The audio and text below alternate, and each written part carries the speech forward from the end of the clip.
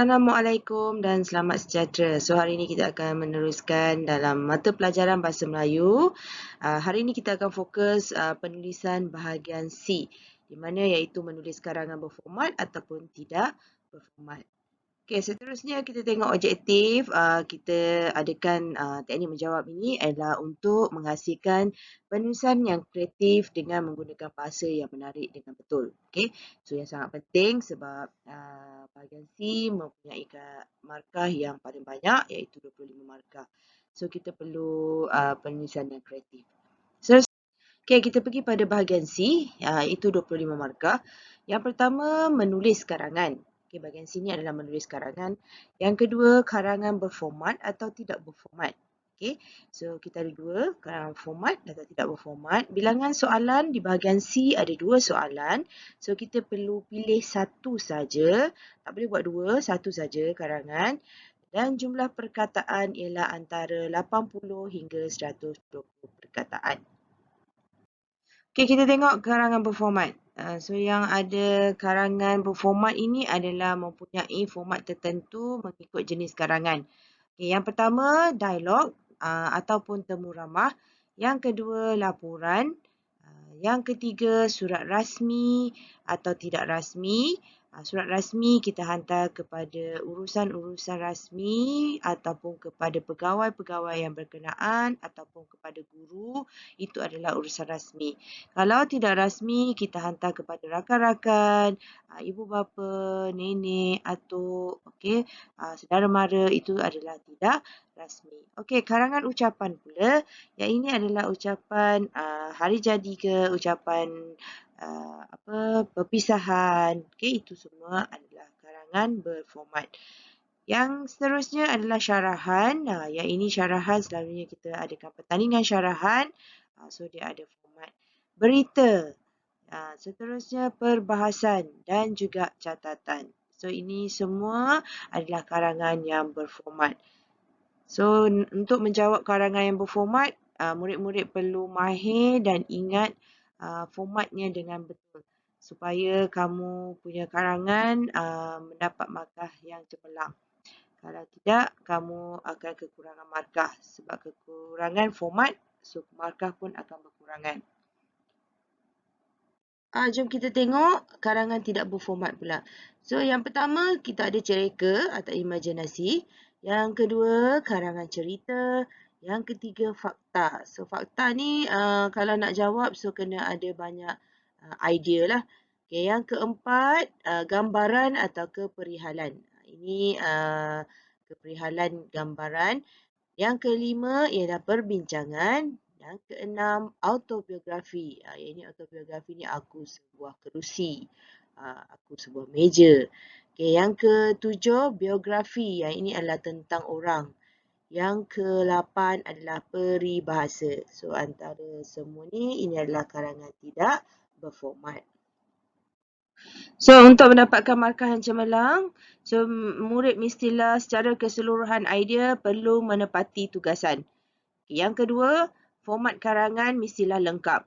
Kalau tak lengkap, kamu tak boleh markah cemerlang. So, ini kalau dah lengkap, boleh cemerlang tinggi. Okay, yang ketiga, format ada tetapi tidak lengkap atau kedudukan tidak tepat, masih boleh cemerlang. Tapi kita bagi cemerlang bawah. So, beza antara cemerlang tinggi dan cemerlang bawah. So, yang ketiga, yang keempat, tiada langsung format karangan. Ini tak ada langsung format. Ini kalau tak ada langsung format, murid hanya boleh baik, tidak boleh cemerlang. Okay, so maknanya dia punya karangan bagus, idea bagus, tapi kita tak boleh bagi dia cemerlang sebab tidak ada format. Okay, yang seterusnya, yang terakhir, markah bermula pada aras baik, aras memuaskan atau aras PTM bergantung kepada jawapan calon secara keseluruhan atau holistik. Okay, seterusnya kita tengok macam mana kita nak proses mengarang. Ini penting, okay. So, sebelum nak mengarang, so kita kena baca soalan.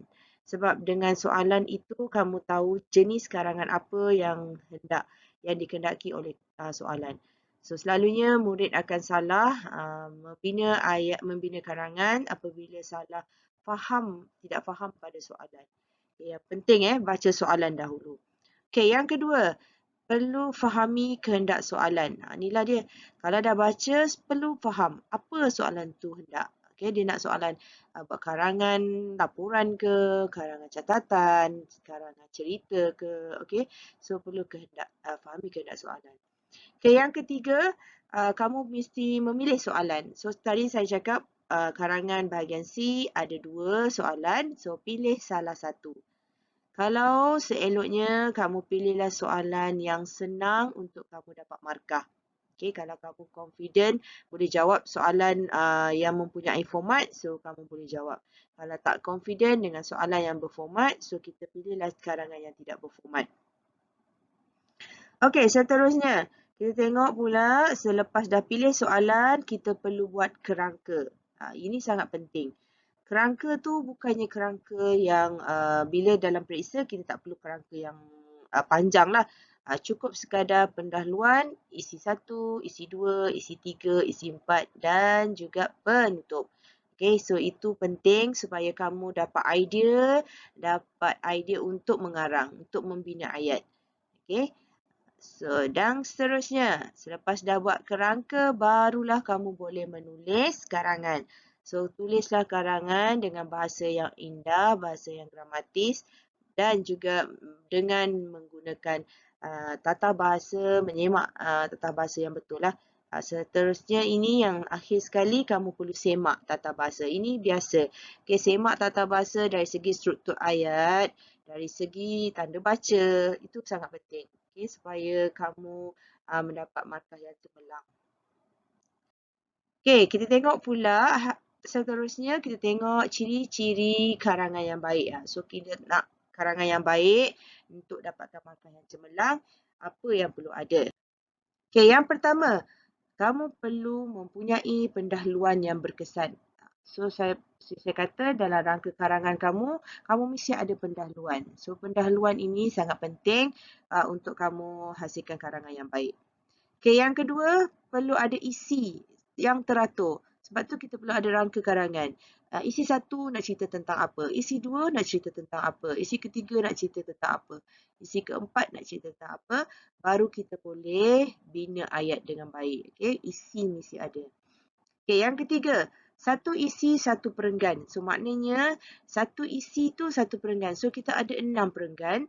Yang pertama, perenggan pertama adalah pendahuluan. Perenggan yang kedua, isi 1.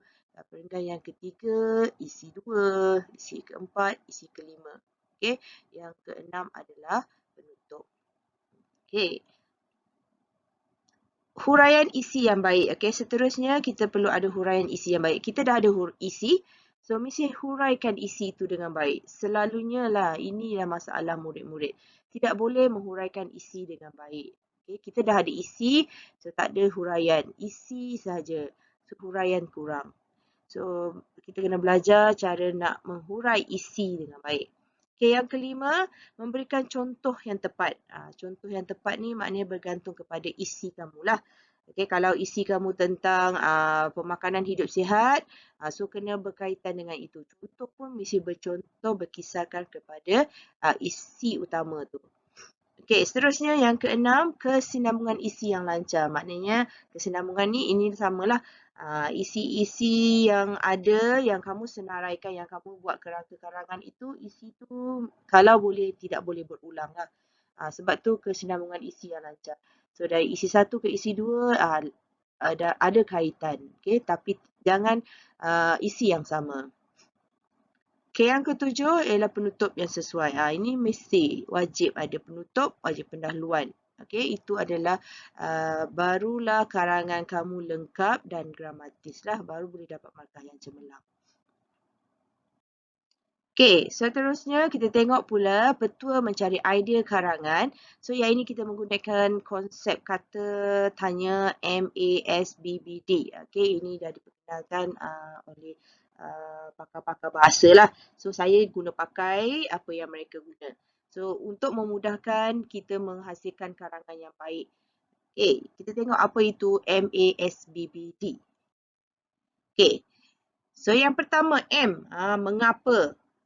So, kita akan persoalkan mengapa kita buat benda tu. Okay, Yang kedua, A, apa? Apa benda? Apa yang berlaku seterusnya? S, siapa? Siapa yang terlibat? Okey, siapa yang terlibat dalam majlis Hari Guru? Siapa yang terlibat dengan Hari Sukan? Siapa yang terlibat dengan pengakap persatuan perkemahan? Itu adalah ini adalah orang kata cara mudah untuk kita nak dapatkan idea menghasilkan karangan yang baik. Okey, B, bagaimanakah kita melaksanakan Hari Guru? Bagaimana hari kanak-kanak dijalankan? Okey, so B, bila diadakan? Ini bila kita cerita tentang bila, iaitu mesti berkaitan dengan hari, tarikh, masa. So itu bila. Okay, yang seterusnya adalah D. Yang terakhir adalah D. Di mana? Di mana kita adakan benda tu? Di mana kita adakan Hari Guru? Di mana kita adakan jamuan? Okay, so ini adalah idea untuk kamu hasilkan karangan yang baik, untuk menghasilkan ayat lah. Perenggan-perenggan yang baik. So kita tengok. Okey, kita tengok pada contoh soalan. Okey, contoh soalan yang saya bagi kat sini. Sekolah kamu telah mengadakan sambutan Hari Guru. Okey, semua sekolah sebelum ni memang pernah mengadakanlah sambutan Hari Guru. Tapi semenjak pandemik ini kita tidak adakan sambutan lagi dah. Okey, tulis laporan tentang sambutan Hari Guru itu selengkapnya. Okey, tadi kita menggunakan teknik MASBBD. Okey. So, susunan itu tidak semestinya mengikut MASBBD. So, ikut kesesuaian yang mana kita nak guna. Okey, yang pertama, semestinya bila laporan kita mesti ada tarikh bila diadakan hari tersebut. Okey, so kita mesti tanya bila Hari Guru. Okey, so bila Hari Guru diadakan. So, jawapannya kamu tulislah minggu lepas. Ini dah kira rangka lah. Okey, ini dah dikira ke rangka karangan. Okay, so maksud saya tadi rangka tu tak perlulah nak panjang lebar kan. So cukup dengan ada akronim ni BMBBAD ni, so dah cukup untuk kamu hasilkan 6 perenggan karangan dengan baik.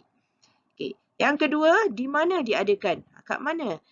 So yang selalunya kita adakan Hari Guru selalunya di Dewan ataupun di dataran. Okay, dataran perhimpunan lah. Okay, yang ketiga, mengapakah diadakan? So ini mengapa? Mengapa selalunya kita panggil pada tujuan lah. Tujuan. Apakah tujuan kita adakan Hari Guru? Okay, yang keempat, siapa yang anjurkan? Siapa yang terlibat? Okay, so yang anjurkan adalah pihak sekolah lah kan. Guru, murid yang terlibat. Apakah aktiviti? Apa aktiviti yang dijalankan? So, bagailah macam-macam pelbagai aktiviti. So, dekat sini dah kamu boleh terangkan. Ini adalah isi. Ya, ini ialah isi. Lepas tu kamu hurai. Lepas tu bagi contoh apakah antara aktiviti yang diadakan. Okey, bagaimana suasana? Bagaimana suasana? Meriah. Okey. Dah tentulah meriah kan? Suasana meriah. So ini meriah ini, suasana meriah ini adalah isi pertama kamu. Huraian kamu yang macam mana yang dikatakan meriah? Ramai murid, okey, dengan sorakan, itu dikatakan meriah. Contohnya apa? Apakah ataupun contoh yang sesuai untuk ayat yang meriah ni. Okey. So ini adalah antara contoh penggunaan MASBBD. Okey. So sangat penting, sangat berguna pada kamu untuk menghasilkan karangan yang baik. So kamu dah boleh dah kalau nak guna ini dah jadi 6 perenggan. Okey, perenggan pertama, perenggan kedua, perenggan ketiga, keempat, kelima dan keenam pun boleh. Okey, so boleh jadikan setiap satu tu adalah satu perenggan kamu.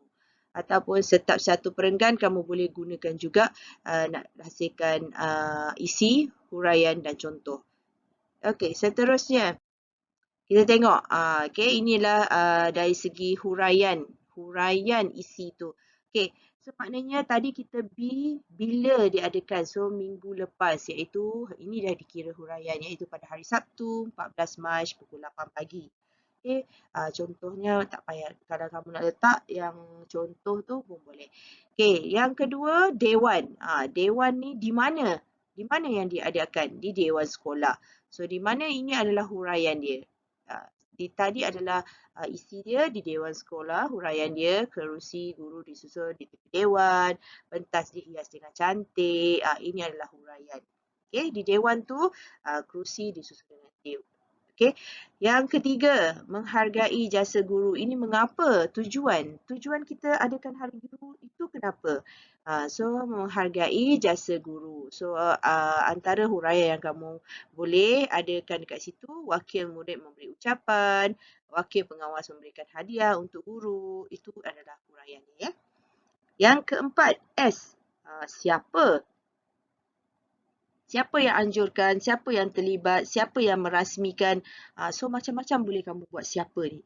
Okay, so dekat sini saya tengok, saya buat kat sini adalah siapa yang merasmikan majlis tersebut. Pengerusi PIBG yang merasmikan Hari Guru. So, maknanya semua murid-murid dan guru-guru berada di dewan, termasuk tetamu jemputan yang diundang. Okay. Yang kelima, A. A tadi apakah aktiviti yang dijalankan? So, pelbagai acara.